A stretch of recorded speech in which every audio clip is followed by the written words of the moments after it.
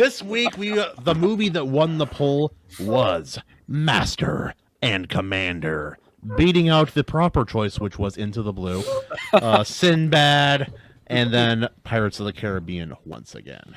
So, all of us have seen it. What did it, did any of you guys not seen it before this time? I had not seen it before this hadn't time. either. Oh wait, guys, 1 second. Let me jump in my short bus real quick. Oh, okay. Oh, what you got in here? You fighting Okay. Sorry, couldn't make it to lieutenant in 10 years. Okay, sorry. He looks like the reason they invented short buses. Actually, It's Lieutenant Cannonball. He's an important character. Sayonara. You've always been nice to me. Goodbye. I hear this toothpaste at the bottom of the ocean. I didn't mean to. Get in the short bus, governor. No brain we can surgery get into guy? his character a little bit more, but No brain surgery character? Come on. no brain He spoke surgery. fast. He spoke. I love has a when they're all name. just Yeah, but watching he like, has a name. oh, He tapped into the forces of nature and was able to tell everyone, like, yo, this dude is a bad omen. Yo, Seaman, talk about paranoia, you know. we're all Or seamen, but superstitious, that I guy's should gay. say. It was all Romans back then. No, that's probably like one of my favorite parts of the movie. I'll talk about it later. Just like what happens after. It's such a bold move of the movie. I was really surprised by this movie. Mostly that I had never seen it before. Like, when did this come out? Like 2002, 2001? 2003. And I shit you not, and I don't know why. And I think it's just because they were both, major, big, large scale period pieces. But I always kept getting this mixed up with The New World. And I don't know why. Oh. Oh, Because on one, I've never seen that, but I'm aware of the poster. yeah, for because it. it's funny too, because it's like it's Wait, 2003? Were you even born yet? Fuck. 2001. I was 2. But you can watch movies. No, in I'll the forgive future, you like, making that still there. mistake in 2003. It's all right. Happens. Right. Plus, it was being overshadowed a little bit by the Lord of the Rings movies and the Harry Potter movies. Well, Oh, yeah. no. Also, we had the pirate movies were coming Yeah. out at that time too. Remember when we had too many good movies to watch? yeah. Yes. Like, this movie It's got like, overshadowed. I have to pick out these 5 incredible films. Yeah. This movie was a Man. masterpiece. And Justin, you should, before we go farther, you should do your little summary Yes. thing. Please do, Justin. Will do. This did come out during. Was it around Return of the King? Around that time, yeah. I Yeah, think which was so, actually yeah. playing in my house earlier. All right, the rundown for Master and Commander, as we established from the year 2000 and not 3, but 2003, 2 syllables there. So during the Napoleonic Sorry. Wars, a brash British captain pushes his ship and crew to their limits in pursuit of a formidable French war vessel around South America. Directed by Peter Weir, starring Russell Crowe, Paul She did. Bettany, and Billy Boyd. This movie got a 7.5 out of 10 on IMDb. It got an 81 on Metacritic and has a 4.8 out of 5 on Amazon. Are you trying to sound like? I don't know what that accent was. No, I you, like- you sound like from the. Uh-oh, retard alert! Retard alert, class! It was half the overexcited tourist and half just like, I don't know, lean into it. It'll And be more that- interesting. that- that- You sound like Channing Tatum in the new Deadpool versus And Wolverine. that is Hoosier ass enunciation of Peter Weir's name. Got Peter Weir here, mate. Peter Weir. Oh, geez. Yeah, I Yeah, knew it. yeah. Oh, Wow. geez, eh? Great stuff. Anyway, they were having a little bit of a fight, and I said we should get a lion. Well, all right. Sorry. Is it soda bread or pop bread? Depending on part of the What country. are you Oh, talking about? It's pop. Pop bread. Let's talk about Master There and you go. Commander, AC. okay? AC knows. Yeah, Yes. proper time English. This is a movie that we saw. Yes. Yeah. Again, the weirdest thing is I had never seen it. I wonder if there were just too many good films coming out at the time. Yeah. Yeah. That is pretty I- crazy. I have no idea how this one slipped my radar too, because although I've never been like crazy about maritime adventure films, like I've gotten I've been on a bit of a kick lately, like wanting to go back and like watch old Errol Flynn like swashbucklers. Funny you mentioned Captain Horatio Blood. Hornblower. Oh my God, there's That's a a fucking great, film right there. good, really good book too, by the way. Yeah, and the funny you mentioned Horatio Hornblower, because I was also thinking about the because I know there was the A&E miniseries, but there was also the '50s film with Gregory Peck, and That and a double bill of his version of Moby Dick would be fucking insane to watch. Especially because Gregory Peck going over the top in Moby Dick is just so amazing. Was that Yeah. Josh Peck's dad? Josh Peck? I don't know. It's From- Drake and from Josh. Drake and so never Josh? mind. Oh my god, no. I tried to get Cal to rage quit. Okay, all right, bye-bye, fired. Absolute stamina I'm gonna have for this show, aren't I? Yeah, absolutely. Yeah, so it's like I haven't been like crazy about like maritime adventure films, but I was thinking about stuff like the old Errol Flynn Swashbucklers, stuff like Mutiny Endurance, on the Bounty, maybe? which Mutiny on the Bounty, which is a bit of a relevant one considering some like of the that one. strain the crew of the HMS Surprise goes under. But what I was really shocked by was how surprisingly warm, personable, and kind of there's so much Character-driven. personality in this film. Is that because of the lack of women in the movie, Jake? Is that no, I'm just kidding. I think he hates guys. I think Jake's saying he hates women. There's, I women think, on the literally show. 3 women, and they occurred like all of 2 seconds in the movie. The rest is just all I'll be men. frank. I forgot there were. Oh no, wait, no, the island wit chicks. Yeah, the I'm like- islands like 3 women. I was looking at him like, you're not Hawaiian, but you were Because I think so it was close. Brazil. I think it was off the coast of Brazil. They Yeah. had stopped. They'd stopped off at. No, it's not that. What really surprised me. He still is hasn't that- said he likes women, so moving on. Oh, Jesus fucking Christ. That's the man with semen as his byline. Jesus. The hey, the final semen.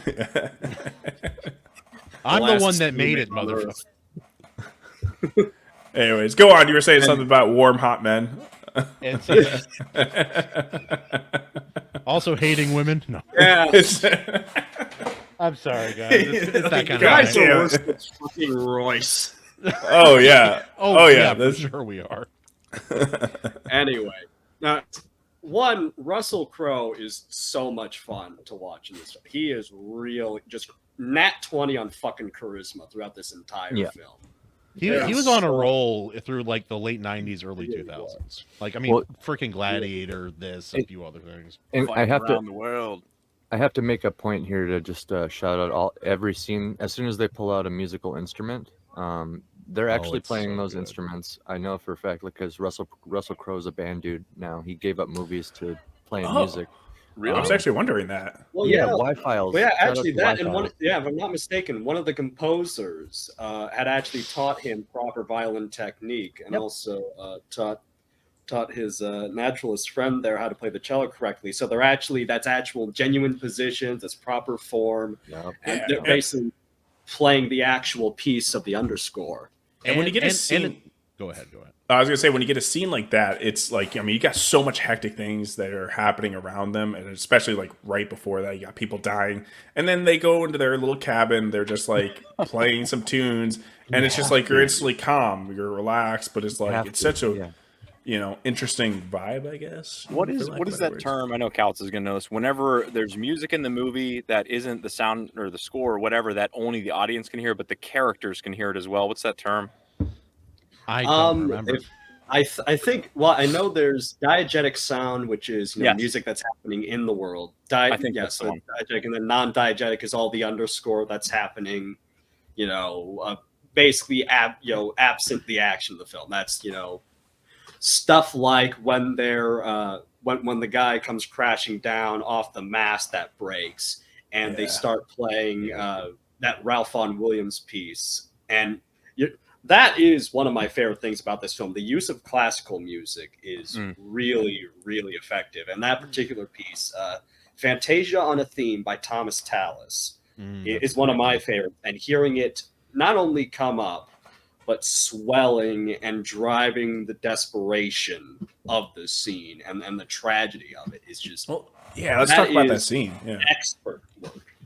that scene is like gut wrenching, horrible. Yeah.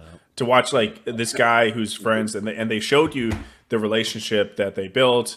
You see the connection between the two guys, and he literally has to kill him essentially in order for the rest of the people to live. And as he's going through the worst time of his life. You got the crew that starts cheering because the boat straightens out because the guy died, and it's like this. They don't really know dread. that. Yeah, no, they don't. an But it's like awful, this awful scene. dread that you as the viewer, it's just like crazy. And the special thing that I like about this, and I consider a testament to Weir's direction and also the way everyone's playing the roles, is that it's clear that not a single man wants to do that, but they know they have to. Not even Crow. Not even the captain wants to do that, and yet he has to come out with the machete and do the deed anyway. And it's incredible use of suspense.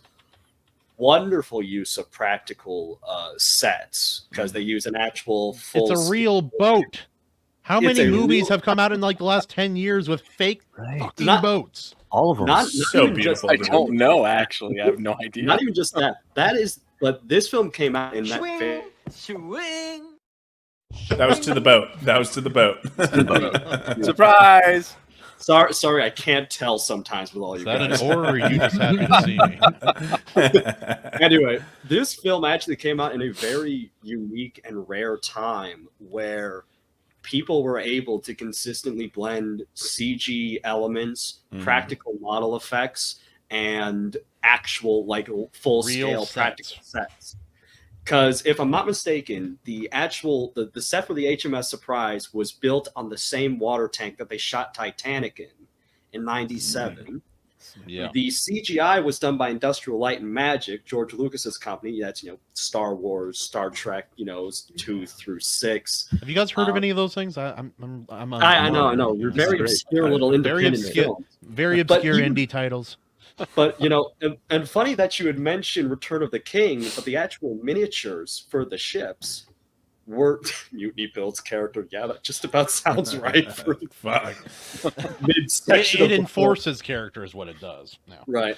No, but the the actual miniatures for the boats were made by Weta Workshop, who had worked on the Lord of the Rings. Lord of trilogy. the Rings and everything else since the Planet of the Apes movies as well. Very, very good. Right. But yeah, no, so you have this, so you have this What were you perfect- laughing at? You son- This is past stuff for us. You Gotcha. You got to rewatch our old episodes if you want to get in on the joke. I highly suggest that. Yeah, Dawn if of you the can- Planet of the Apes Yeah, is if a you can great find film. half the damn catalog, you guys scattering it to the four winds like a chaos. We were just tossing it. We were tossing it like the village whore around our three Basically, channels, Yeah. and now we're all in one place. No, It was if I pretty had- cool to Pretty cool much. to have a designated captain. It was on point with the themes, and it actually starting We off could bring that way, back. Yeah, starting off that way kind of like Shush. it scattered us across all of our friends. So it kind of made everybody aware that we existed. Then We were spreading semen amongst all of our friends. so well, far and wide. This metaphor will never break down. Never. All right. Lean your hands going. Jesus. I will say the opening 20 minutes of this movie, there's not a lot of movies that I watch where I feel like, oh man, in theaters, this would be a really different experience than watching it on your home theater. Because everybody's got sound bars that sound good. You got your 50-inch TV or whatever, and it's close enough to a theater experience. But man, the first 20 minutes, holy Would be intense. harrowing. Yeah. There was no score. It's just the sound on whatever's happening, and the sound design was insane. You feel like you're on that ship, and even when there's breaks in the cannon fire where you hear birds again, I'm like, that's how that would go. This is nuts. I'll say this: I am so glad I watched this film with my headphones on because you could, even though obviously it's just stereo, there's no 5.1 surround sound. The way it's mixed, you can hear what's happening. 5.1 surround sound. Exactly. I think it actually either VHS. won or was nominated for that particular scene and the sound design in it. Yeah. And I am looking at not that afterwards, it's well earned because it was nuts, man. It was because awesome. the crazy. sub bass on some of those scenes is just kicks you insane. right in the fucking Yeah. chest. And I'll say this as someone Yeah, who's just read. nice I've to read know. a lot of journals and/or autobiographies of old maritime sailors and things of that nature. They nail a lot of the aspects of day-to-day sailor life in this really, really well. It's Well, obviously they're quite different from a whaling vessel, but in many ways, but all the maritime stuff is very, very similar. This is why I wanted to have adaptation as one of the subjects again, because this was adapted from a book written by, I'm pretty sure, a pretty avid sailor or Navy man. Seaman, man. That was Seaman. his thing.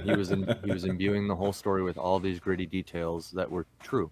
And what you're talking about right now, Kahuna, is a very powerful example of somebody who adapts an IP that they've been trusted with correctly and respectfully. Okay, there's no vandalism. Novel idea. Right. Yeah. So let's Imagine talk about caring about the source material. You're right. Yeah. And while I'm Oh. at it, I will say one criticism I can actually give it is pulling its punches with the brutality. Like, for as brutal as it was, Oh, really? it's also not brutal enough. They Right. could have filmed it in a more brutal way. 100%. There's like, Yeah. okay, Yeah. the scene I'll just directly point to is when the kid gets his arm amputated. It's like, Yeah, it's thank you for pulling the punches, but we all know how different that scene would go down in real life. That kid would be screaming, and They don't. Yeah, but they don't need to necessarily show it. Justin, And that they is put- wrong. I'm sorry. No. They put the wooden block in his mouth, and they like I you agree. tie it down so you can't really, it's muffled. So you don't here's break your my teeth. thing, That's actually. why. Here's my thing. I actually feel like I'm okay with it not, leaning into Yeah. the genuine gore, because here's the thing. That scene alone, because you understand the concept, what's happening, Yeah. and that incredible sound design of him chopping down on the bit, the wincing, the Yeah. cranking of the Just device. a little kid too. A little kid. Like, Yeah, I, Oh yeah, the kid actors Yeah. were incredible in this film. Yes, they did they such a were. good This job. has the most baller scene ever later in the movie when they're in the full out fight and he just jumps on the boat, missing an arm, just bow, Oh, dude, that was wild. fucking taking charge. A freaking 12-year-old like commanding men, being like, "Get the cannon down right now." a hero. Yeah, a hero, yeah. heroism, yeah. Yeah, Yeah, something. This guy was missing. Yeah, that guy Right. clearly. He was spent all his missing a time lot of playing things. video games. Kahunas. I will say that about that particular scene. That the characters. I know we're all deep into spoilers, so I'm just gonna say Yeah, it. yeah. Fuck. We're knuckle yeah, deep. guys, Razor knuckle deep. Yeah, I know. Jesus Christ. Sorry. Put that- I will say that character's the suicide with character, grabbing the cannonball and jumping down is single-handedly one of the most hauntingly done scenes I've seen in a recent memory, and that's the other reason why I'm okay with it pulling punches on like gore and stuff, because Yeah.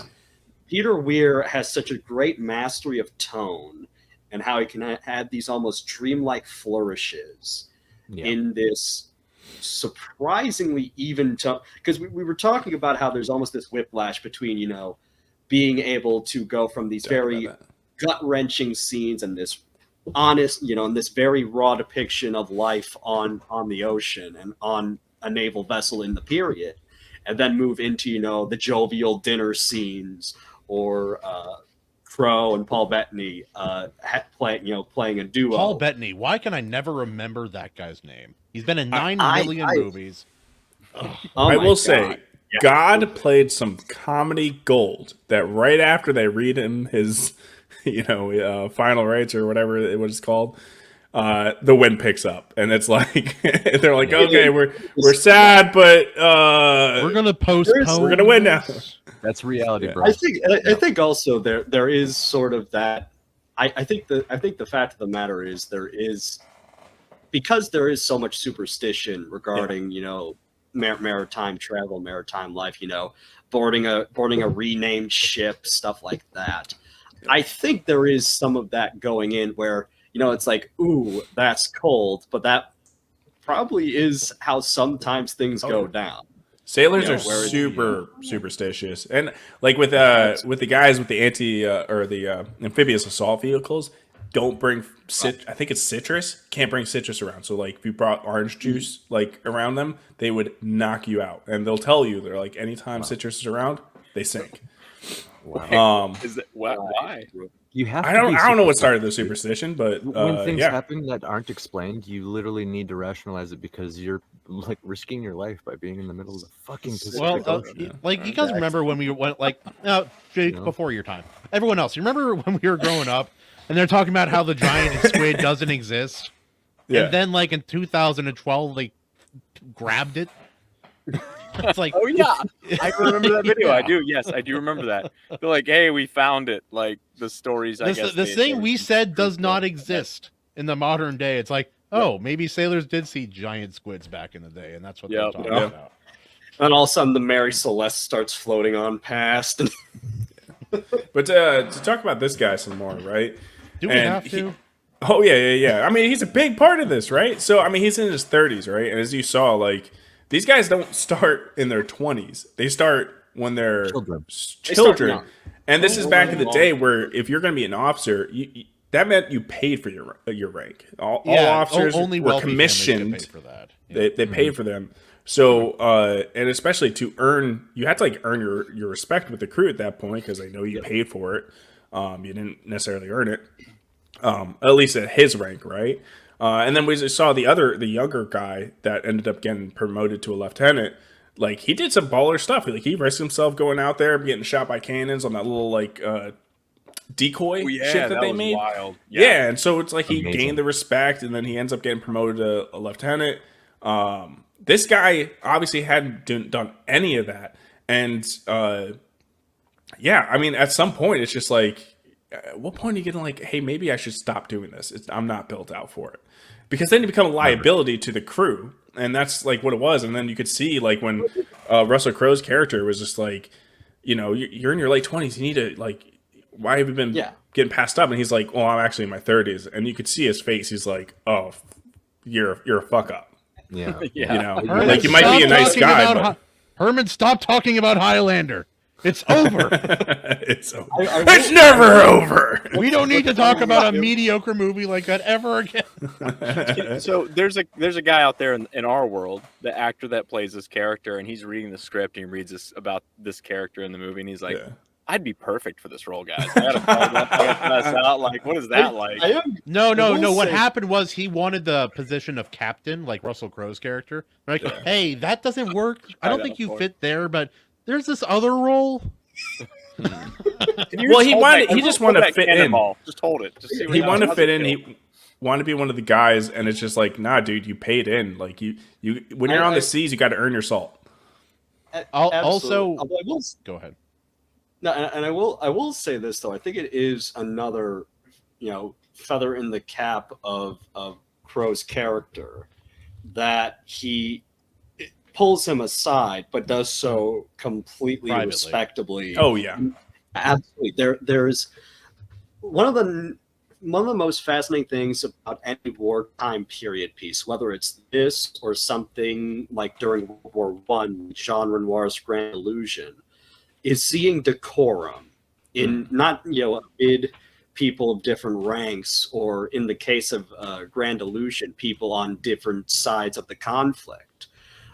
Seeing the sheer level of respect and dignity being afforded everyone, where even if the guy, this guy who's a bit of a fuck up, is still being told to straighten him to get straightened out, but is being told in private. He's not being reprimanded publicly. if that happened As publicly, opposed- he's done. Yeah, he'd get bullied. Done. He'd get bullied. Oh, yeah, would've no, been and that's why it it's- would have been a death sentence. Yeah, no, they addressed this pretty. Like I like reading about. I read the autobiography of a guy who was he hopped on a whaling boat when he was 12 years old, and that's just what he did most of his life up until he decided he wanted to make money, and he Right. started doing it. Anyway, he talked about it. He's like, yeah, if discipline wasn't maintained, like we'd have this, but also like everyone always thinks of sailing, and they don't realize like there is on a bigger ship like that there is a lot to do, but there's also time to kind of sit, and they would find ways to entertain themselves, like music and lot of plays grog. and like Right. whatever. If anyone had a talent, that would be on display at some point. And I like that this movie kind of showed that No, absolutely. that kind of thing. It creates this sense of camaraderie, where it's people are so. I think there's a tendency when stuck with this sort of bottle setup, because in television, being stuck on the same boat for this long is what we'd call a bottle episode. Yeah. But it's nice to see, in contrast to so many of the people put under a high pressure situation and everyone snaps and goes insane and lashes out at each other. Here we see a level of camaraderie, a level of dignity afforded to everyone, regardless of rank, regardless of title. Mm-hmm. And you see that in that first dinner scene where Captain Aubrey's talking about his few moments with Lord Nelson. That is one of the big naval figures of the period.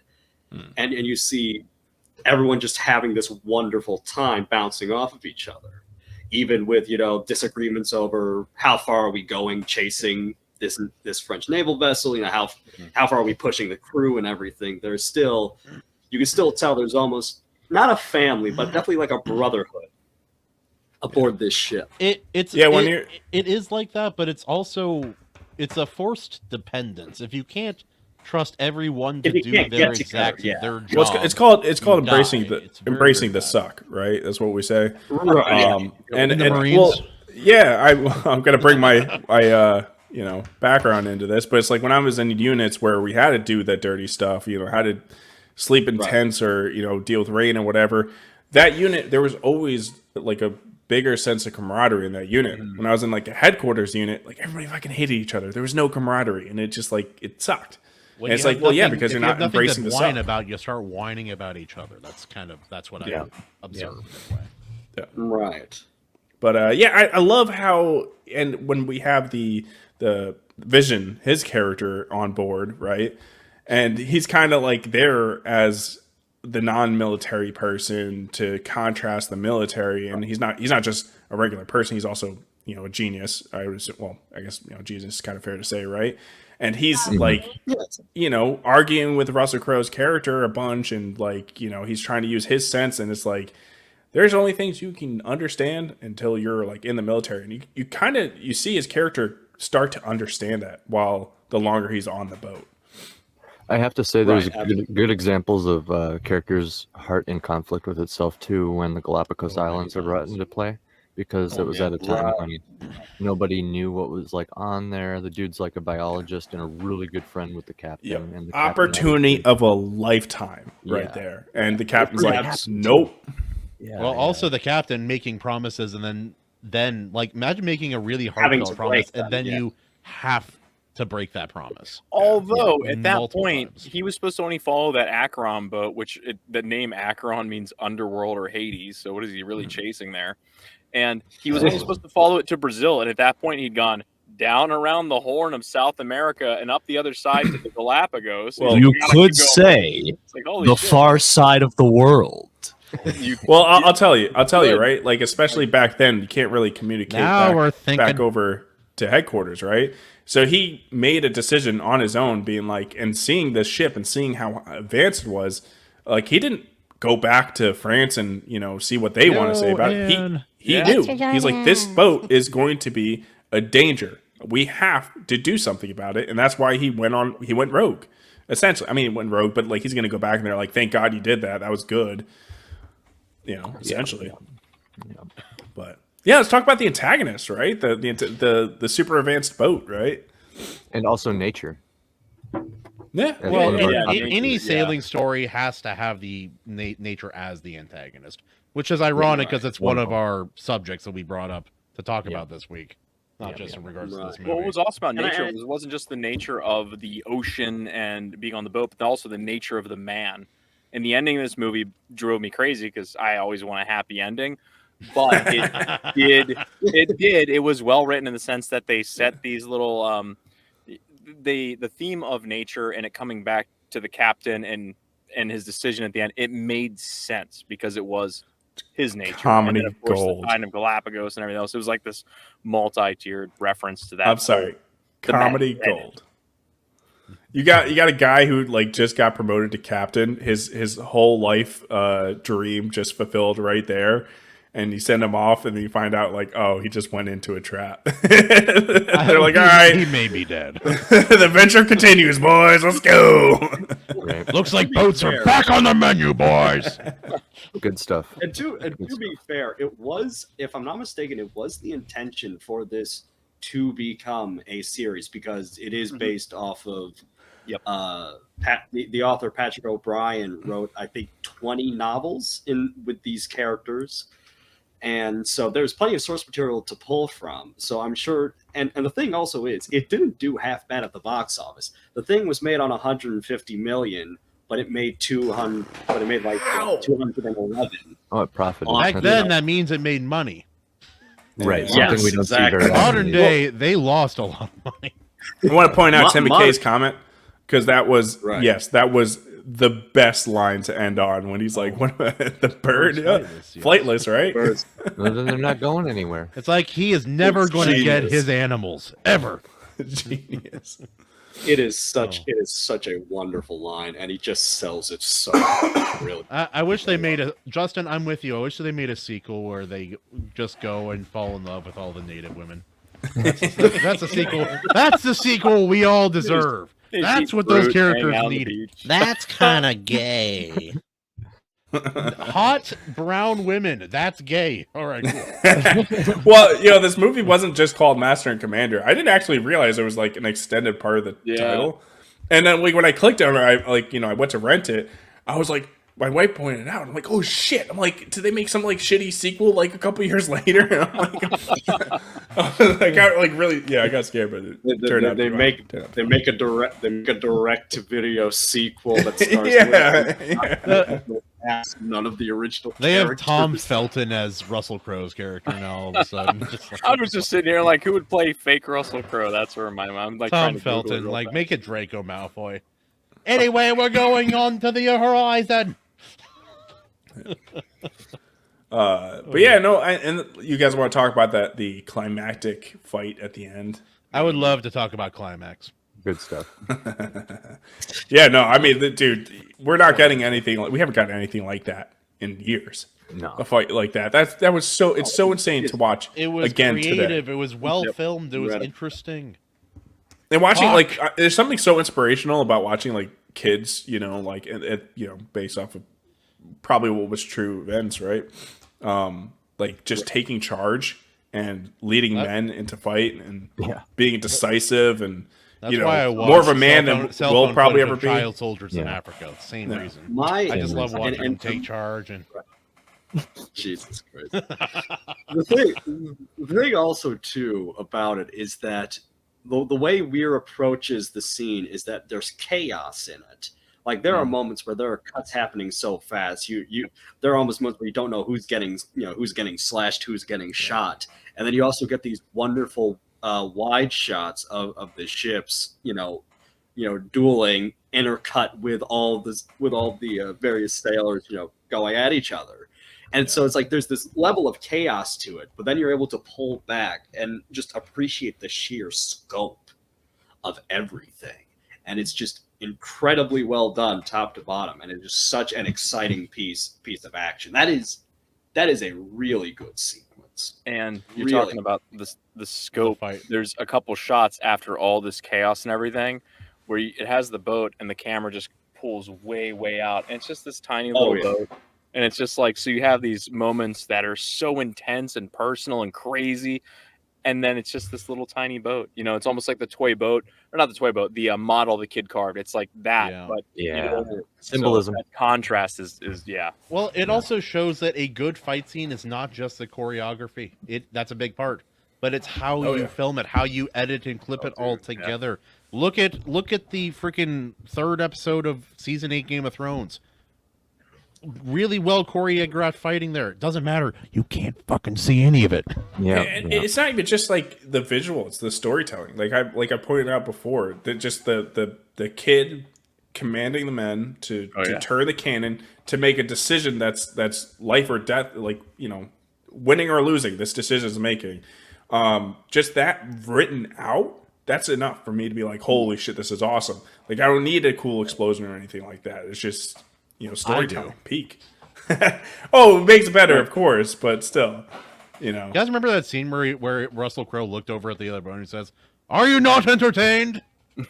Oh god. Was the one-armed kid Blakely or whatever his name was he also the kid that gave the surgeon the beetle? Whenever Yes. the surgeon, the surgeon like couldn't go off Yes, to yeah. see the Galapagos and what have you, and he brought him the beetle. I was like, oh, that's sweet. And He's the like, next scene, he's like, I'll die. he's looking at it, he's like, it's a very common beetle, but thank you. He's like, there's I like wonder- a million of these back home, but whatever. It's cool. I wonder if there's some sort of symbology there. I don't know, like he was beetle? going to potentially go down the path of science instead of being I think an officer. yeah. maybe? So I think, Yeah, That was but I bad. think that's part. I think that's partly implied because he does take a genuine interest in a lot of the naturalist work that Paul Yeah, Bettany's yeah. character does.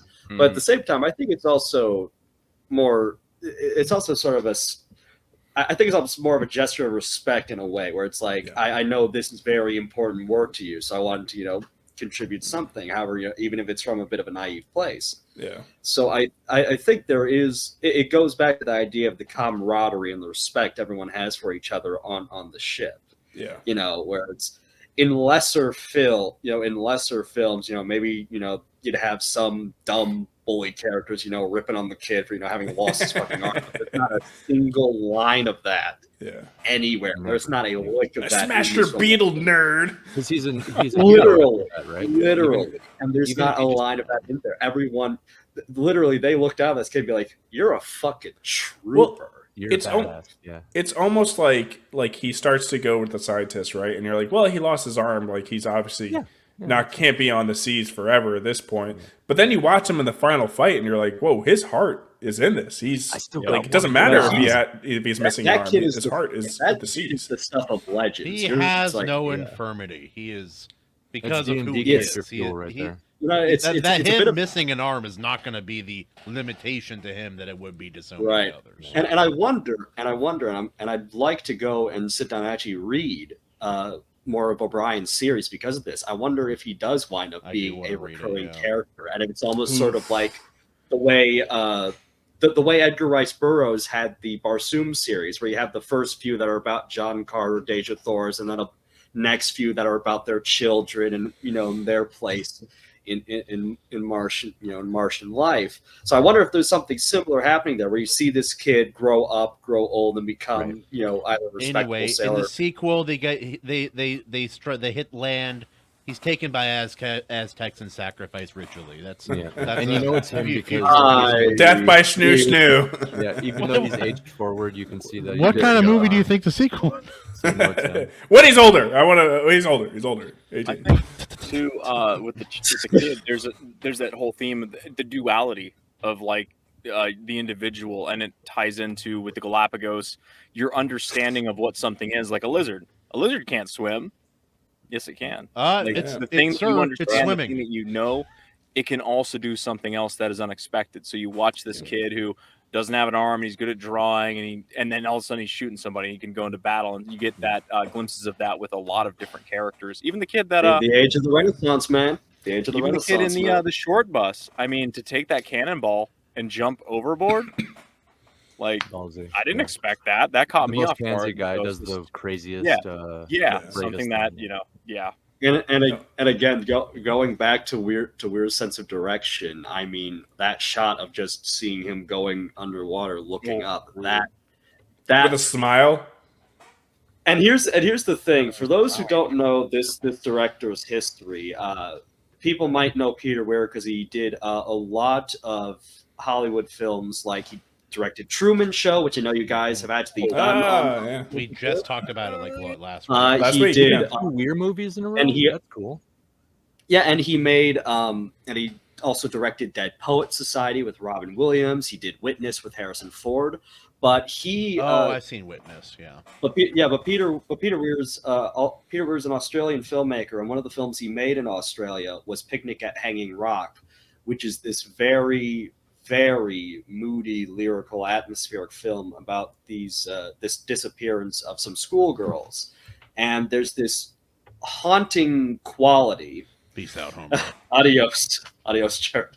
There's this haunting quality about the film where it's like you're kind of almost trapped in this weird dream sort of state. And moments like when he goes overboard and there's that shot of just him going under the water with a smile on his face looking up, that reminded me that this is the same guy who made Picnic at Hanging Rock.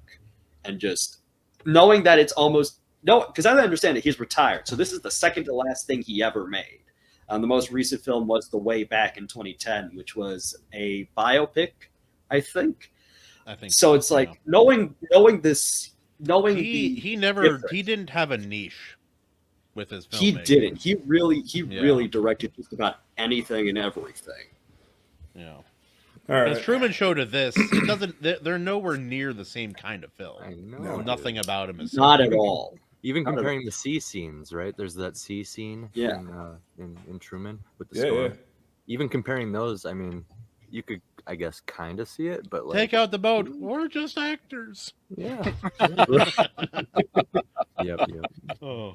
Well, yeah. Tim McKay brings a point. I mean, yeah, he's smiling because he genuinely thinks that this is the right thing to do, and it kind of was. You know, he's a bad omen.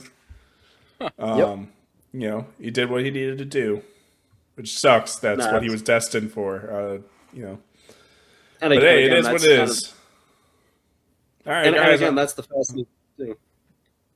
I like Missouri Breaks wrote in the chat a couple quotes. There's a couple really good lines in this movie. Several. I didn't get them all, but ones, yeah. Whenever Aubrey is toasting his mate, he says, "A toast to wives and to sweethearts. May they never meet." They never meet. I love that. I love that so much. Two other great lines. One is, it's like looking for an honest man in Parliament. I'm like, oh man, the world's never changed. And then whenever the surgeon is telling Aubrey, "I can't repay you," and he responds, "Tosh, name a shrub after me. Something prickly and hard to eradicate." My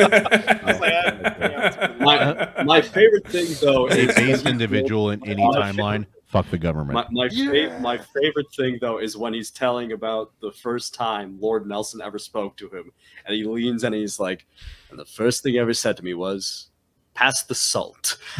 yes, that was great. Too, yeah. I shall never second time. You must always choose the lesser of two weevils, Kalta. Oh yeah, that's that was a great. I loved that. All right. Every line's a banger. What do we decide, guys? What do we decide? We go through all this. Oh, Sinker, terrible film.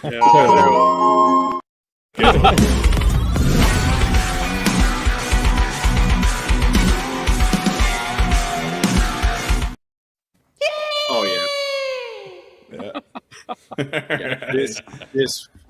This doesn't just the Sheen by the seashore. No, this doesn't just float. This fucking flies. This shit's like the goddamn Jolly Roger and Peter Pan just going off. It does the thing that the boat does in the movie The Bats wanted to win, but it actually doesn't. I would say it's not the cultural bomb that something that like Wayne's World was, but it's a history bomb in the same way that it's no Wayne's World. You know what was also a history bomb? The little boy bomb, Hiroshima. Yeah. Well, it's sadly it didn't blow up the box office like it should have. Yeah. But I mean that's just having too good of a problem of like too many good movies coming. Yeah, man. Which now it's like the good movie of the year is Deadpool and Wolverine. And that's not very good. It's like, it's fun, and that's about it. That's our best movie, 2024. like someone posted a picture from like 19, I think it was like either 89 or something of like what was coming out in theaters. It was like 4 of like my favorite films. Like Karate Kid was on there. And, I'm like, dude, people complained. It's like it was like very first world problems. Like there are too many good movies to see. You just watched a clip from the Iron Seas podcast. Make sure to like this, subscribe. It helps us out a little bit. And please catch the show live at 9:30 Eastern every Tuesday.